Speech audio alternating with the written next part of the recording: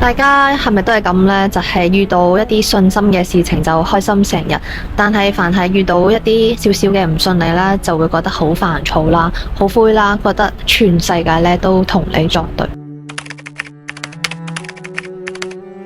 呢種情緒咧就好似過山車咁樣，其實係源自於我哋一個底層嘅思維習慣，就係凡事咧都習慣去分咩係好同壞，就好似我哋會幫天氣分好同壞啦，幫人哋嘅講嘅嘢分好壞啦，幫自己嘅人生際遇分好同壞啦。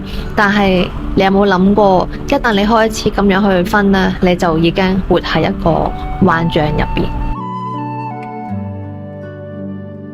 咁真相係咩呢？真相就係事情只係佢本來嘅樣，就好似落雨，其實係冇話好定壞，只係落雨。有人講咗句說話，你唔啱聽，咁於是呢句說話其實都冇話好定壞，佢只係一段聲波。而真實嘅世界呢，就好似一塊鏡，佢只係如實咁樣去映照出一切。咁塊鏡嘅本身從來都唔會話去評論，去照出乜嘢係玫瑰，乜嘢係塵埃。所謂嘅好同壞，其實都係只係我哋個腦呢，係根據過去嘅經驗啦、慾望啦，同埋恐懼啦，去貼上一張張嘅標籤。當你執着呢一啲嘅標籤嘅時候，你就會俾自己嘅念頭呢係困住咗。你睇到嘅再唔係事件嘅本身，而係你對事情嘅睇法，而呢個呢，就係痛苦嘅根源。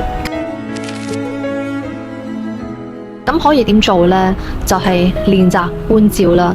當一個念頭例如今日好黑仔嘅諗法浮現嘅時候，就唔好即刻去認同佢。其實你只係喺心入邊望住佢，就好似望住天上嘅雲朵飄過咁樣。你唔好去捉實佢，亦都唔好推開佢。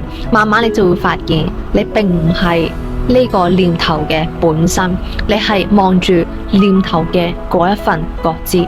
當你唔再去評論，你就係已經從念頭嘅牢籠入邊解脫出嚟。停止再用好同壞去分割呢個世界，你先至可以係擁抱一個完整真實嘅世界，去獲得內心嘅大自在。